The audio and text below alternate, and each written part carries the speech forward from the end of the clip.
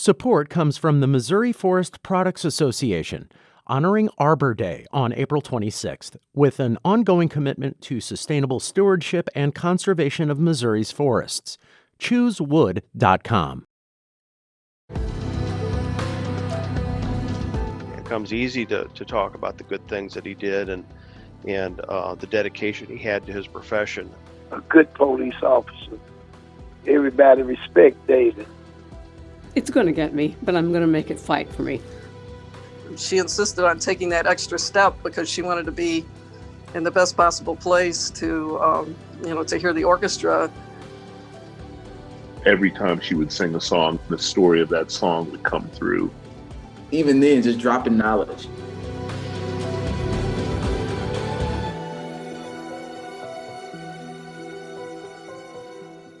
I'm Sarah Fenske.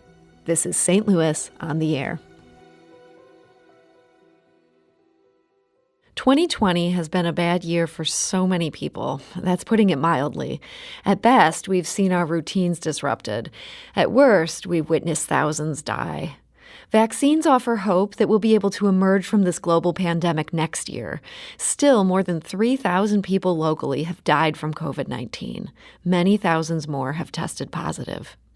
Over the course of the year on St. Louis on the Air, we've remembered lives lost. This hour, we'll listen back to some of those remembrances. And before we get to some casualties of the coronavirus, we'd be remiss to not talk about gun violence. The city of St. Louis has seen more than 250 homicides this year alone. The vast majority have been due to gun violence. This year's deadly tally is a 30% increase over last year. It's also by far the highest number of people killed in this city this decade. One of the city's murder victims was retired St. Louis Police Captain David Dorn. He served 38 years with the St. Louis Metropolitan Police Department and then was chief of police for Moline Acres. Dorn was shot and killed on June 2nd. He'd responded to an alarm at the pawn shop where he moonlit as a security guard. And his death shocked people who knew him here in St. Louis and many more across the country who did not. Among the words people frequently used when they talked about David Dorn is integrity. St. Louis County Councilman Tim Fitch is a 31-year police veteran and former police chief for St. Louis County. He worked closely with Dorn since the 1980s. At that time, they each ran a Law Enforcement Explorer program, which is aimed at youth interested in careers in law enforcement. He was running it in the city of St. Louis, and I was running it in St. Louis County. So we had many interactions back then within that program. And one of the things I noticed about David back then was how he wanted to help disadvantaged youth in his community, and particularly the areas that he worked in and lived in, and wanted to mentor them to become law enforcement officers like he dedicated his life to. So that always impressed me that he was wanting to do that. And then I really dealt with him a lot after that program when he became the police chief in Moline Acres. He was the police chief in Moline Acres at the same time, almost identical number of years that I was the police chief in St. Louis County. So I dealt with David professionally and on a friendship basis during that entire time. Councilman Fitch says one of Dorn's most striking qualities was his steadfastness in doing his job the best he could, regardless of the financial limitations of his employers. Even though he was working as a police chief in an impoverished community that had very limited funds, he didn't succumb to what you may see happen in some of those communities where they just give up, throw up their hands. We don't have the equipment, we don't have the funds, we don't have the personnel to do what we need to do. Is David learned how to work with what he had.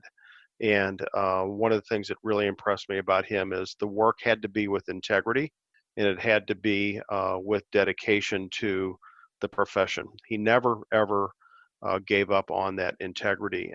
And Dorn didn't just have a good relationship with the people he served. He also earned respect from his colleagues. You're not going to find a police person to a T that's going to say anything negative about how they were treated when they worked for Captain Dorn in the city and when they worked for Chief Dorn in Moline Acres.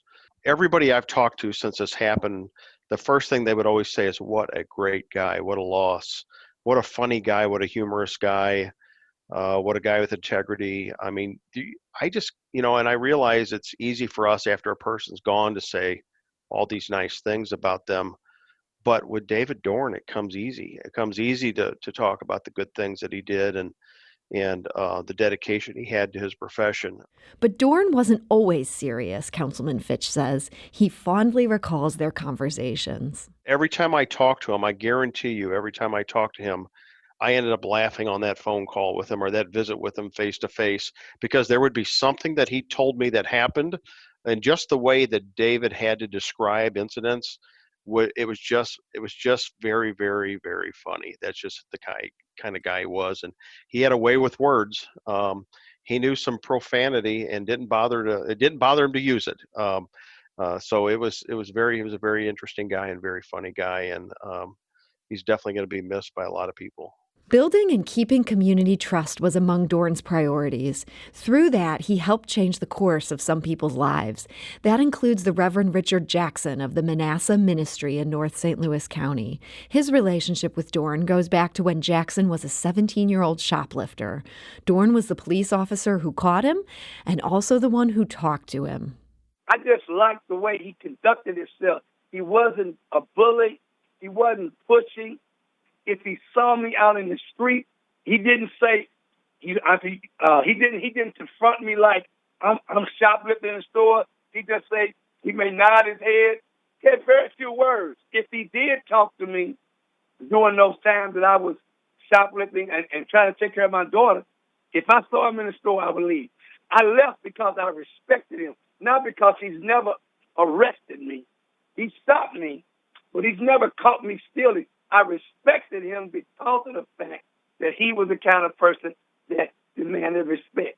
And what I didn't want him to do, it's foolish of me to think this way, but what I didn't want him to do is actually think that every time he saw me in the store, I was shoplifting. Because a lot of times I wouldn't be. I'd be setting up, but I wouldn't be shoplifting. And then sometimes I'd be in the store and I'd be buying things. So he was a man that respected people where they were. He came from the hood, and a tremendous man.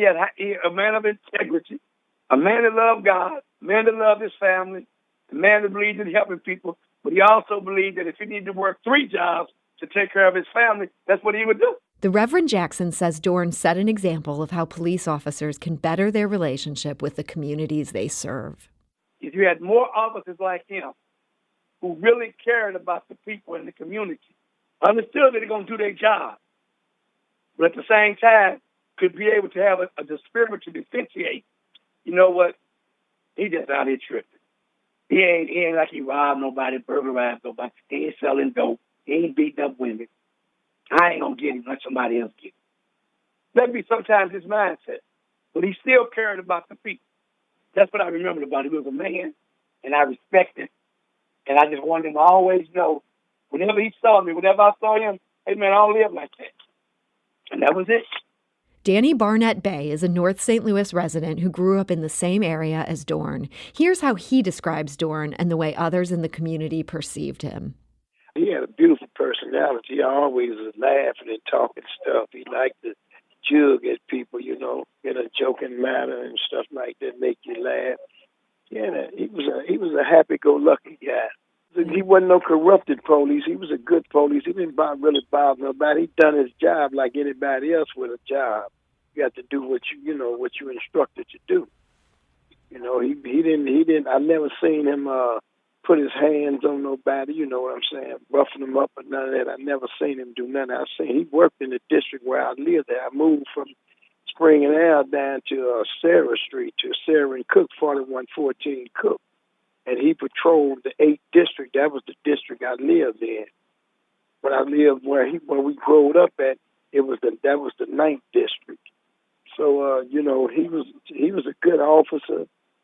He wasn't no type. All he did was done his job. If he arrested someone and they went to the pension because they was good for what they done, he never framed nobody that I know of. Never. He was strictly a good police officer. Everybody respect David. Hundreds of people gathered June 10th at the St. Louis Friendly Temple on Martin Luther King Drive for David Dorn's funeral. He is survived by his wife, adult children, and grandchildren. He was 77.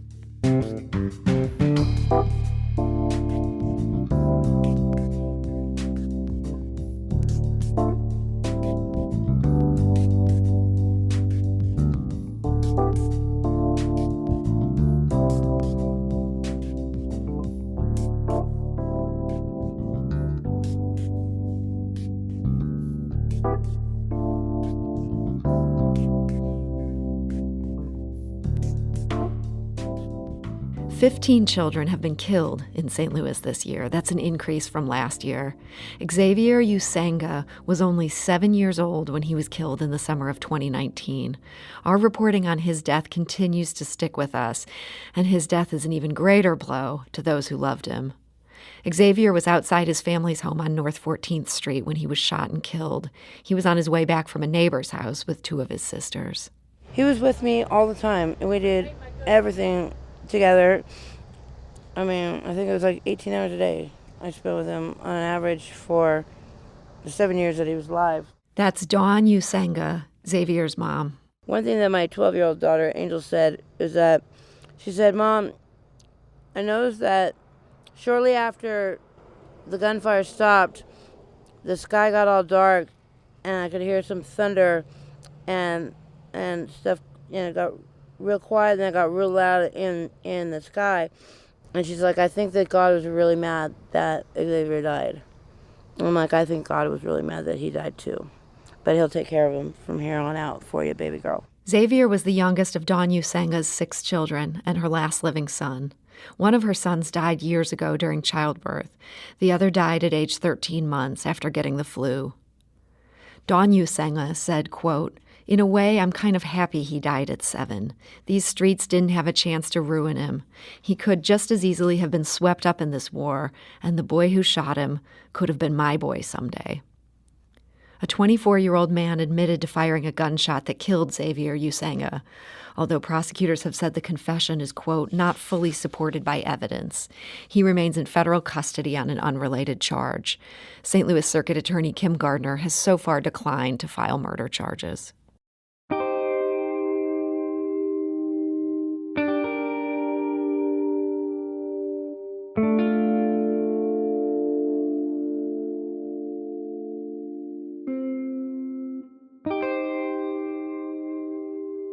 When we come back, we'll remember 2 of the people we've lost to the coronavirus. This is St. Louis on the Air on St. Louis Public Radio, 90.7 KWMU.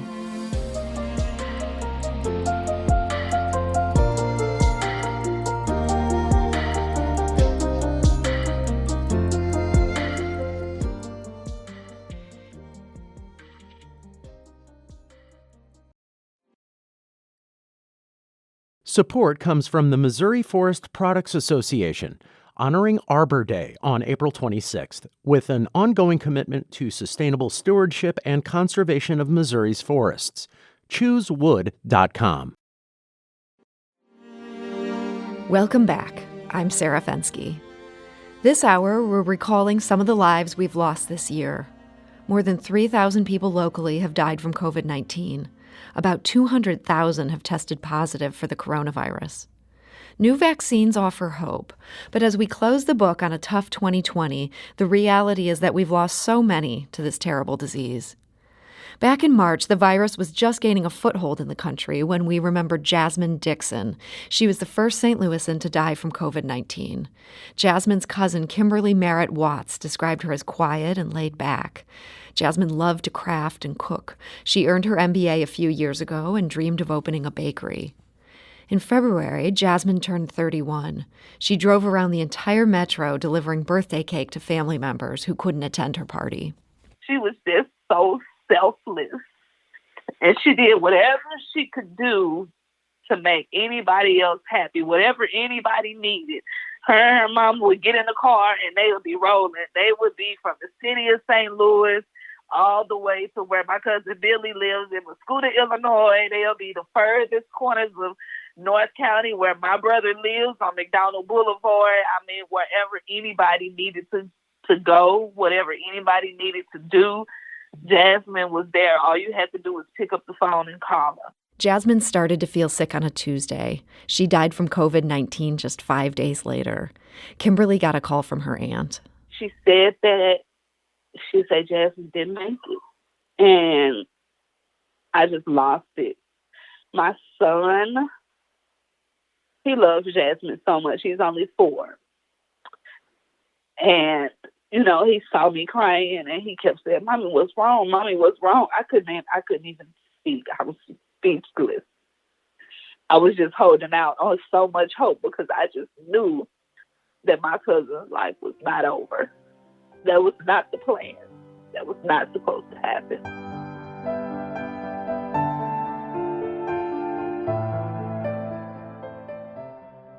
Pete DePrado of O'Fallon, Missouri, also died in March after testing positive for the virus. Pete had been fighting lung cancer, but his family said they never expected his life to end this way. Pete worked many years at Central Hardware and later for his twin brother's software company. He was an Air Force reservist for 25 years. But his passion was his family, especially his grandchildren.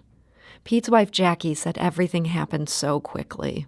Pete called me at 6 o'clock in the morning Wednesday, and he sounded bad, but he said, Jackie, it's bad. I have the virus, and we've got so much to do. You and I have so much to do. And I said, what are you talking about, Pete? And he said, well, we didn't go over the bills. We didn't go over the finances. And he could hardly breathe or talk. He said, there's so much for us to do. And I know this man was sick for 9 months, but honestly, we didn't do that stuff because he wasn't sick enough for me to take that kind of stuff away from him. He loved to do that kind of stuff. So I wasn't prepared, and he knew I wasn't prepared. And I said, Pete, I've got 2 lovely kids. They will take care of this. Don't worry about that. Just try to rest. Just try to rest. So this darling nurse, her name is Lauren from Barnes at Kings Highway, was his ICU nurse. She was completely in garb. She looked like, an astronaut or something. And she called me and she set up FaceTime so that he and I could see each other. And my daughter was here. And we talked, and it wasn't, we were able to talk. And we said, do you want the grandkids to call you, or do you want to FaceTime with your grandkids? And he said, no, it would be too hard, but they could call. So they called him, and he said that was good. And he made a few phone calls. I think he said he did. Well, then he called me about 12, and he couldn't. No, the nurse called me at 12. And said, we have got to give him a sedative. He doesn't want one because he knows he'll fall asleep if he gets one.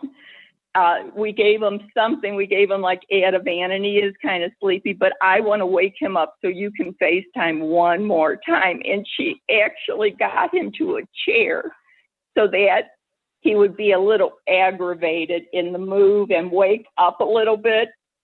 And she FaceTimed us, and he was awful at that point. But she got him to open his eyes, and he knew me and Jackie were here, my daughter's Jackie, and we talked to him a little bit. They said a few words and watched him fall asleep for the last time.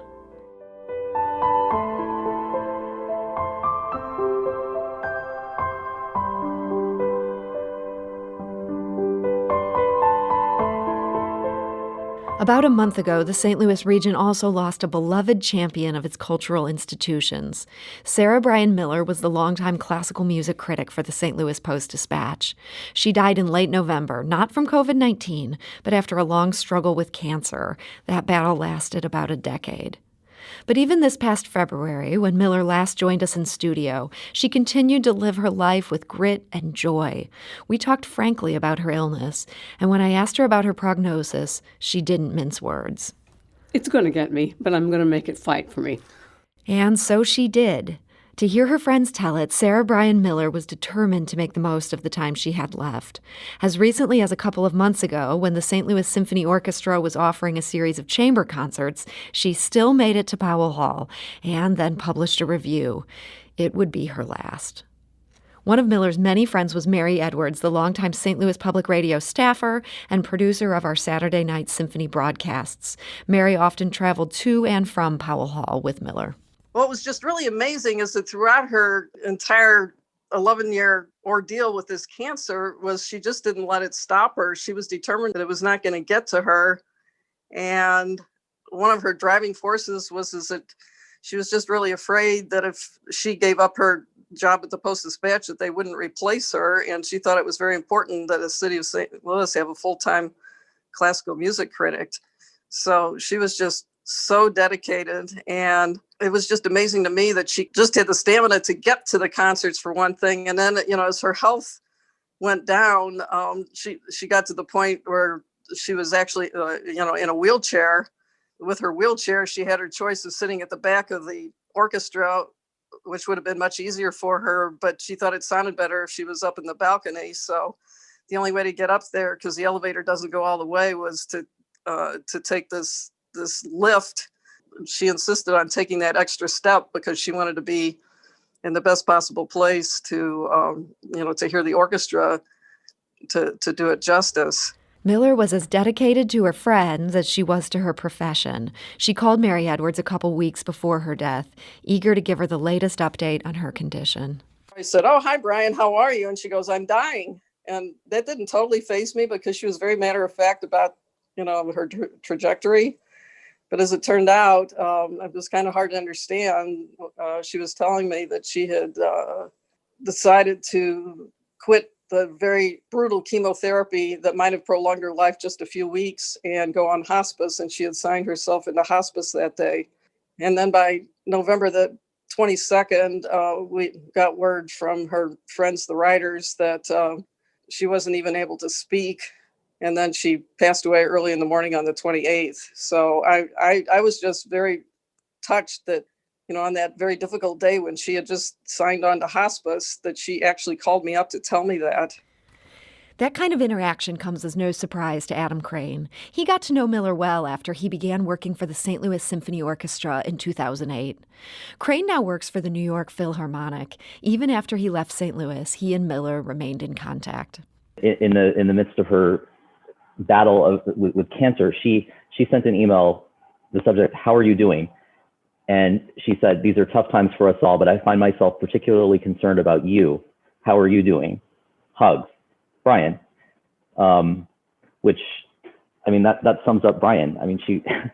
She's one of the most thoughtful and caring. She cared so deeply for St. Louis, for all of the cultural institutions in St. Louis. Her integrity was, just top notch.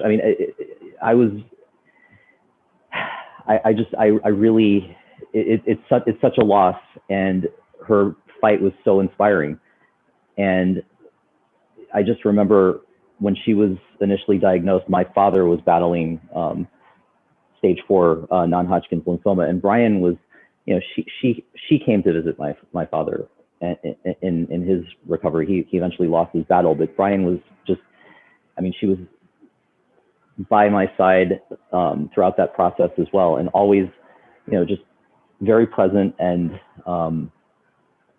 it's hard to think of a world with Brian not in it, if that makes sense. Like Adam Crane, Philip Barnes has a deep experience with the St. Louis institution critiqued by Sarah Bryan Miller. Barnes is the artistic director of the St. Louis Chamber Chorus. He remembers when Miller first came to town. She was the new critic for classical music for the Post-Dispatch, and as such, she was coming to the Chamber Chorus concerts to cover our performances and to give her considered opinion. And what made an impression upon me immediately was the fact that her comments seemed to be coming from an unusually informed place. Without naming names, we've had critics before whose first study, second study, third study, or even fourth study has not been the voice, has not been an understanding of what it means to put together a choir and perform choral music, which of course is unlike any other music, because you're not just dealing with an instrument that you can see. The instrument that we use is inside us, but you're also using an instrument to produce words as well, and no symphony orchestra would ever be doing that.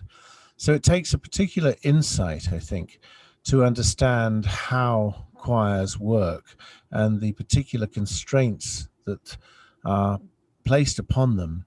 And it was immediately obvious to us that Brian Miller knew what she was talking about. Now, of course, that doesn't mean to say that I always agreed with what she said, but at least I knew that her comments were coming from a place of being informed and also really caring about the genre. Indeed, Sarah Bryan Miller was herself an accomplished mezzo-soprano. But it was more than her reviews that impressed Barnes. He describes Miller as a true journalist, recalling her coverage of the contentious sale of classical music station KFUO in 2009. He cites her work on that story as one example of her, quote, unwillingness to be fobbed off and to just accept the party line. When Barnes heard that Miller's health was failing, he got to work on a unique idea. I put my heads together with some friends, and we decided that we would try and do something that is exceedingly rare in the world of classical music, and that is we would ask a composer to write a piece in honor of a critic. And I think, a cursory glance on Uncle Google will tell you how rare that is. There's often something of an adversarial relationship with critics, composers, and performers.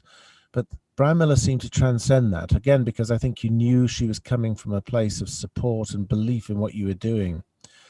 So it was a really wonderful thing to sort of talk around and realize that at least one composer was already thinking about writing a piece for her at some point. And so we sort of hurried the process along. And that composer was from Britain, and a very distinguished composer indeed, called Judith Bingham. The St. Louis Chamber Chorus premiered Bingham's tribute earlier this year. Miller herself was in attendance. I talked to Miller at the time of that premiere about the commissioned work. It's a setting of Psalm 121, I lift up mine eyes unto the hills.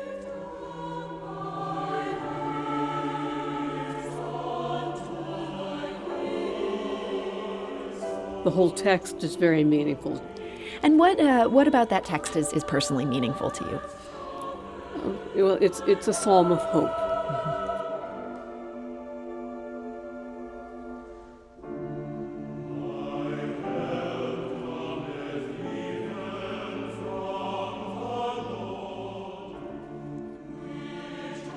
I asked Sarah Bryan Miller what it was like to have that piece commissioned in her honor.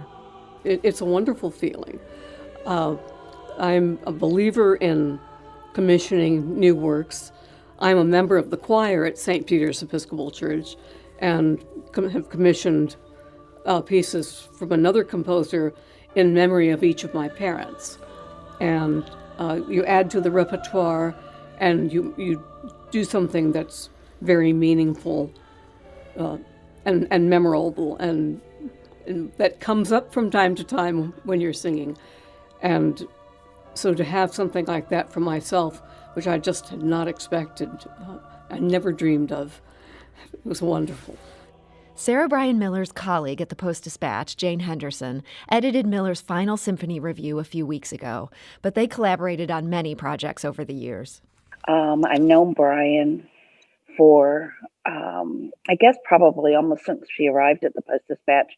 I was here a few years before her, and in 1995, I became the book editor. Bryan could contribute a lot more to my beat probably than I could to hers. And she wrote dozens of reviews for me. And we were also friends. I went with her a few times to opera theater and loved it. And then also she was interested in so many things. I could offer her a book for review and she'd almost certainly do it and bring a really smart take on the book for me. I think we started sort of collaborating on the Harry Potter books when they came out, and it was basically my job to get it as soon as I could, sometimes a couple days before they went on sale. And then I'd hand it over to Bryan with basically the assignment that she read 800 pages or however many it was in like a day, and then write the review so we could get it in as soon as the book published or soon after.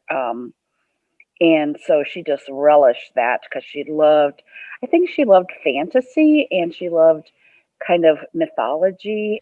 Sarah Bryan Miller was also a lay preacher at her church, St. Peter's Episcopal, and a member of its choir. But it's the voice she gave the classical music scene that stands out. Here's Marie-Hélène Bernard, president and CEO of the St. Louis Symphony Orchestra.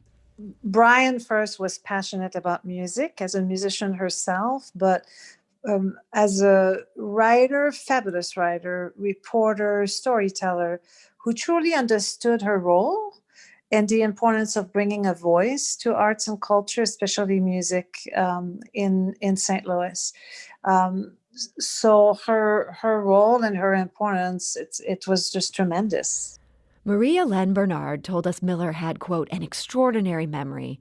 After Bernard took the helm of the symphony in 2015, Miller proved a great resource. Bernard also fondly remembers the joy Miller found in accompanying the symphony on a tour of Spain. And Bernard shared another interaction with Miller that stands out in her mind. The other thing that I remember, which is something that is not related to a performance, is that in the fall of 2018, realizing that Brian's health was declining, probably in ways that we did not anticipate, that I organized a gathering of musicians of the St. Louis Symphony and people on my team and ushers who work very closely with Brian. And we offered her a tribute. And it was not a farewell, obviously, but that was 2 years ago in October. And it was a beautiful moment because we were able to share with Brian how much we valued and appreciated and respected her as a person, but as a human being, and as a writer, as a reporter, and as a voice. When we talked to Sarah Bryan Miller in February, she told us that as she contemplated some of the biggest questions in life, near the end of hers, she found comfort in her Episcopalian faith. I don't know what comes next, but I believe that something does come next, and I think it will be something positive. We don't know the details. Speculating on that is above my pay grade, but I just take comfort from knowing that Jesus has our backs. And that he has your back. Yeah. As we mentioned earlier, Sarah Bryan Miller was herself an accomplished singer. Her dear friends Bruce and Linda Ryder suggested a performance of hers as a fitting remembrance. It's a recording of the hymn How Firm a Foundation. It comes from the 2017 CD Longing for Home by the St. Peter's Episcopal Church Choir. As we go into our next break, here's Sarah Bryan Miller's alto solo.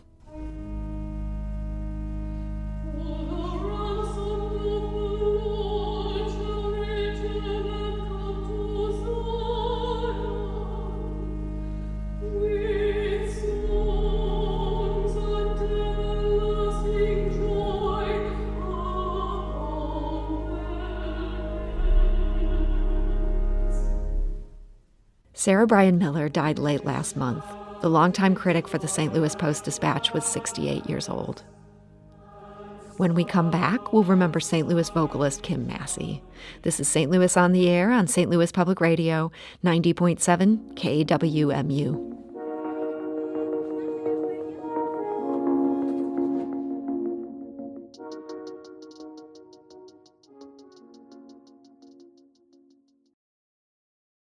Support comes from the Missouri Forest Products Association, honoring Arbor Day on April 26th, with an ongoing commitment to sustainable stewardship and conservation of Missouri's forests.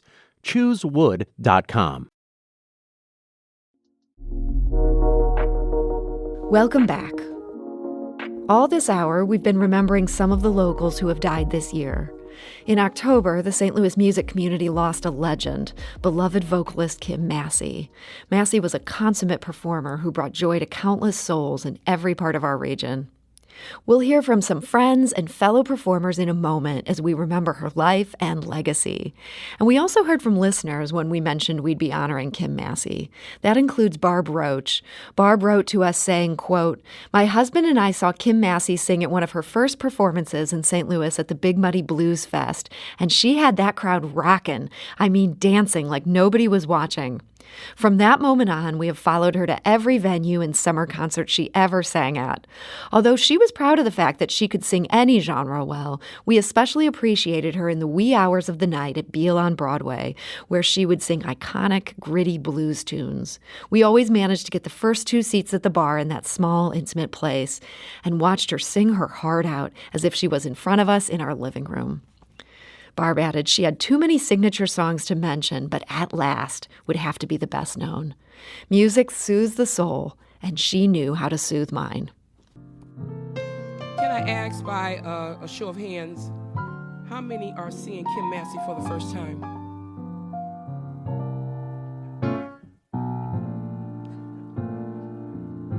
Do that again. Oh, that's all right. That's wonderful. I love newbies. I love that. Wow. That means your lives will never be the same. That's right. That's right. All right. All right.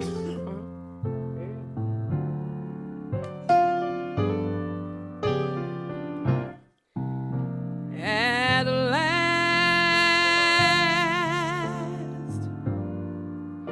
my love has come along. My lonely days are over,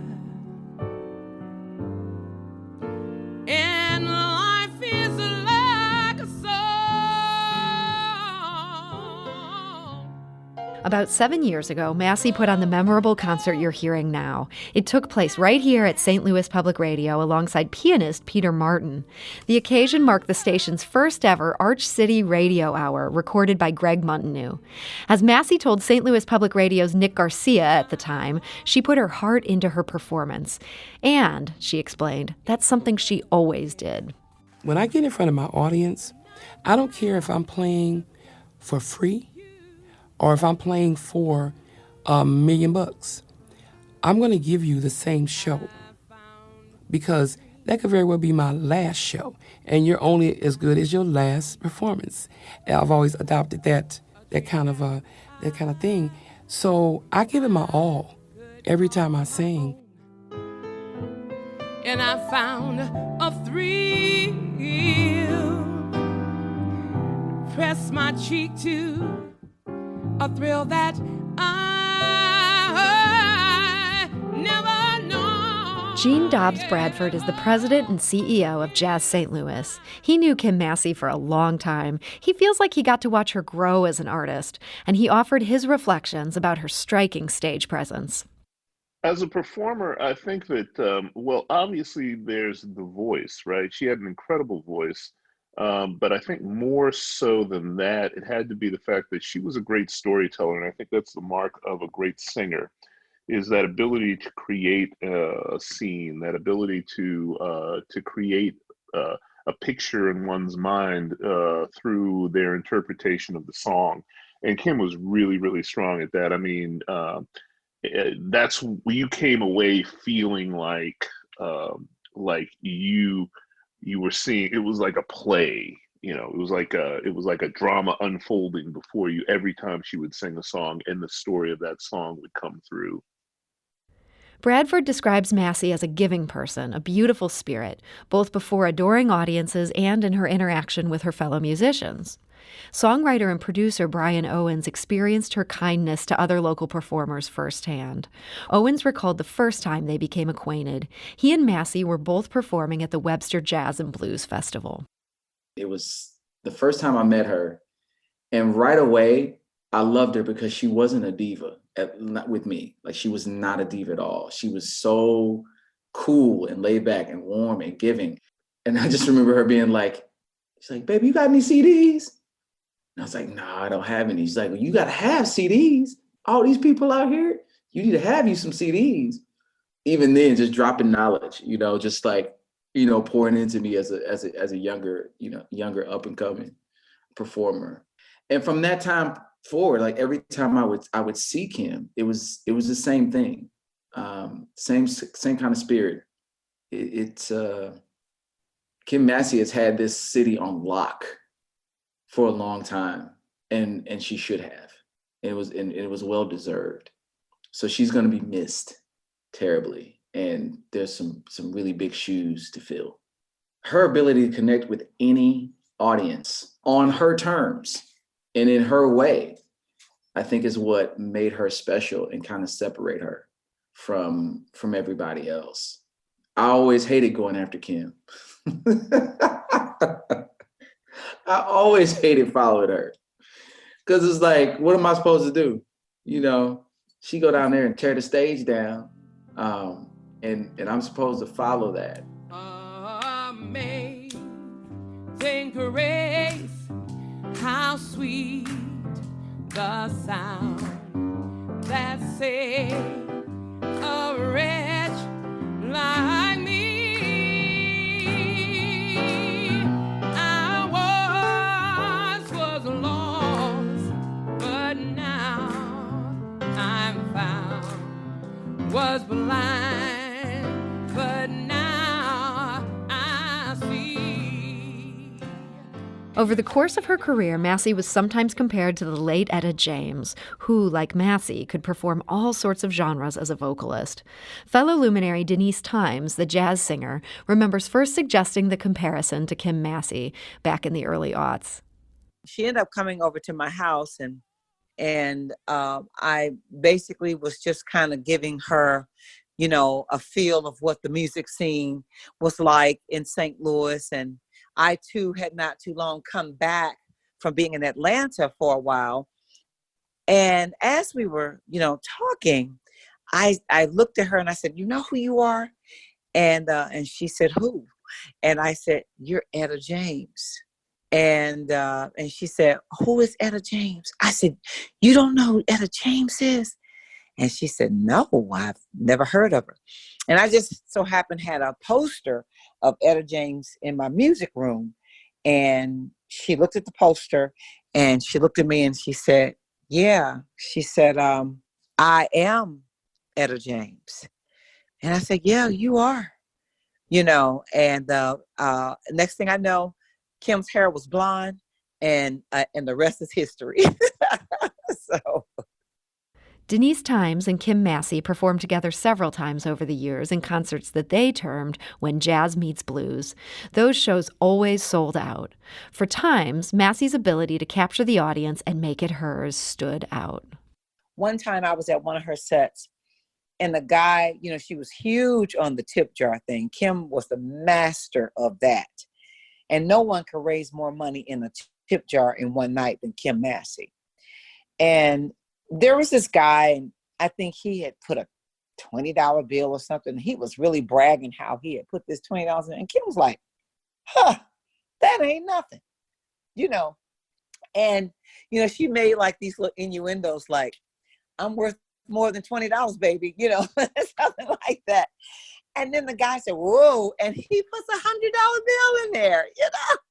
I mean, who can get away as a woman in this town and have a man to come on stage and put, you know, a certain amount of money in her bosom and still be branded a lady? You know what I'm saying? No one but Kim Massey could do that. No one but Kim.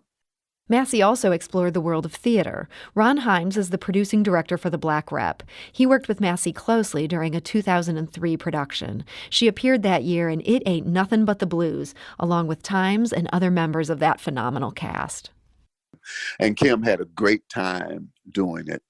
And so I think she had the bug there for a minute. And so the next production was, we did a production of Damn Yankees. And we set it in the Negro League, and so, you know, the music had a whole different flavor. It was more bluesy and gospel, and so, of course, that fit right into Kim's wheelhouse as well. Ron Himes was blown away by her humor, her candor, and her willingness to try something new.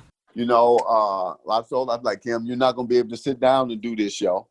You know, there's choreography. You got choreography. You got movement. And she was like, okay, come on. Let's do it. So I just really remember that. And it was, you know, such a joy to see her up working, you know, moving about and doing choreography. And, you know, she really, really had a good time out of her element. When Himes and his wife Heather would see Massey perform, Heather sometimes played a bit of a role herself in the show. She would pick up Kim's tip jar and walk through the club collecting money for Kim. On the closing night of the bill, the line was down the street of people trying to get in because it was at capacity, and there was just no room for anybody else to get in. And people there, I think they were like letting people, 1 or 2 people in as 1 or 2 people left. So we got there and we had 2 out-of-town playwrights with us, and we knocked on the window, and the drummer Gerald saw us, and he got Kim's attention, and Kim said, "Open the door, let them in, let them in." So she got me and my wife and our 2 guest artists in through the crowd. People were upset. We thought people were going to jump on us. But Kim saw us, and I think just because our relationship has been so wonderful over the years, she wanted to make sure that we could be in there for her final performance at the bill. All right, keep it going. Operator, information. Well, give me Jesus on the line. Oh, operator, information. Please tell me what number to call. Oh, prayer is a number. Faith is the exchange. Heaven is the key, and Jesus is his name. Operator, information. Please give me Jesus on the line. When we've been there 10,000 years, bright shining as the sun, we know there's day. Kim Massey died in October. We're grateful to those who shared their memories of her with us. And here at St. Louis Public Radio, we are so glad that Massey shared her enormous talents in our community room back in 2013. That's where she and pianist Peter Martin performed the songs we've been hearing throughout this segment. How sweet the sound that saved a wretch like me. Oh, I was lost, but now I'm found. Was blind, but now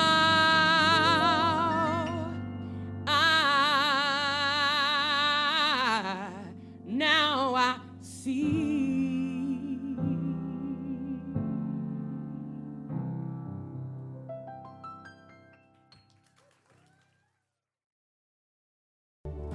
St. Louis on the Air is produced by Evie Hemphill, Lara Hampton, Emily Woodbury, and Alex Hoyer. Our audio engineer is Aaron Dorr.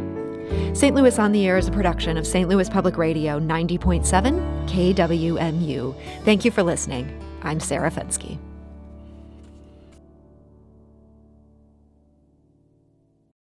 Support comes from the Missouri Forest Products Association, honoring Arbor Day on April 26th, with an ongoing commitment to sustainable stewardship and conservation of Missouri's forests. ChooseWood.com.